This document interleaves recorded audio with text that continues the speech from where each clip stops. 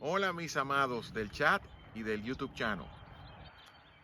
El tema de la esclavitud es un tema sensiblemente, eh, un tema social sensible social, no sé cómo decirlo. Y todos sabemos las razones. Aquí en Estados Unidos es muy particular la sensibilidad social por lo reciente de la esclavitud. Sin embargo, es un tema muy viejo.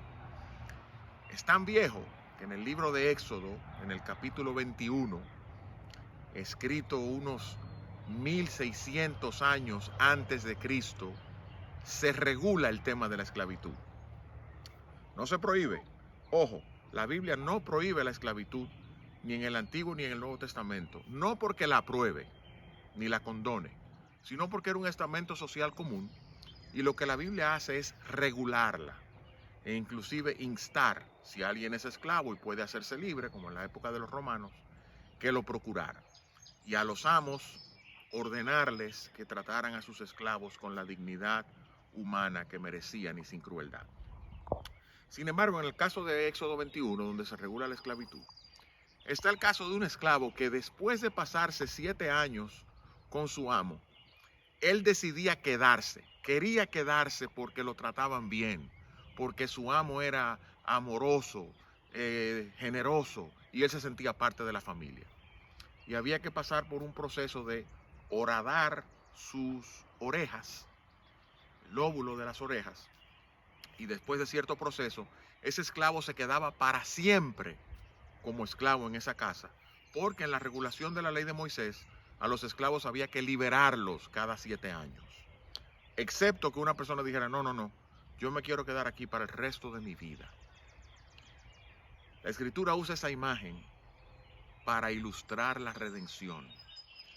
Y tanto en el Salmo 46 como en Hebreos capítulo 10, se toma esa imagen del esclavo que voluntariamente se quedaba sirviendo a un amo para el resto de sus vidas, para ilustrar a Jesús.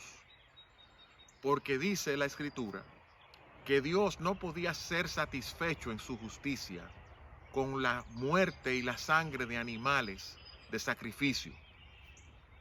Y en algún momento, dice el salmista, tú me preparaste un cuerpo o tú me horadaste las orejas. Ese ritual del esclavo que voluntariamente se sometía a su amo de por vida.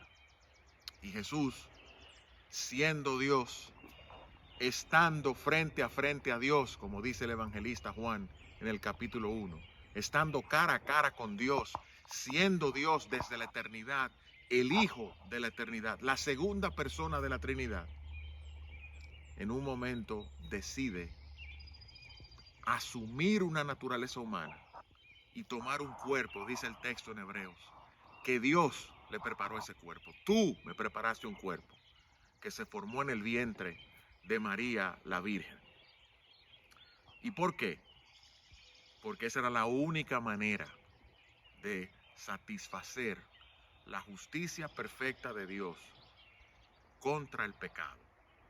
Como dijo o como escribió Anselmo en el siglo XI, Cur Deus homo, ¿por qué Dios se hizo hombre? Porque no había otra forma de satisfacer la justicia de un Dios perfectamente santo que no fuese si Dios mismo pagaba el precio del pecado en una cruz. Si Dios mismo se volvía el sacrificio expiatorio para limpiar el pecado. Y si Dios mismo no se volvía el sacerdote que ofrecía ese sacrificio. Y Jesús fue el oferente y la ofrenda del sacrificio por el pecado. Ahora, ¿dónde entra la imagen del esclavo para siempre? Jesús dice, tú me preparaste un cuerpo. Y Jesús asumió esa naturaleza humana. Nunca dejó de ser Dios. Se humilló hasta lo sumo, pero hoy Jesús sigue siendo Dios y hombre. Hoy Jesús sigue atado a esa naturaleza que él asumió para volverse el esclavo de Dios. Y en esa esclavitud redimir a aquellos que creen en él. Redimir a aquellos por quienes él vino a morir. Pagar el precio de sus pecados y para siempre quedarse identificado con su naturaleza humana, y quedarse marcado con los huecos de su sacrificio, con el hueco en el costado, con los orificios en sus manos, para siempre, como ese esclavo se quedaba marcado con un hueco en el lóbulo de su oreja. Jesús quedó marcado con el sello de su amor y de su redención, siendo Dios y hombre por toda la eternidad. Bendiciones para ustedes, mis amados del chat y del YouTube channel.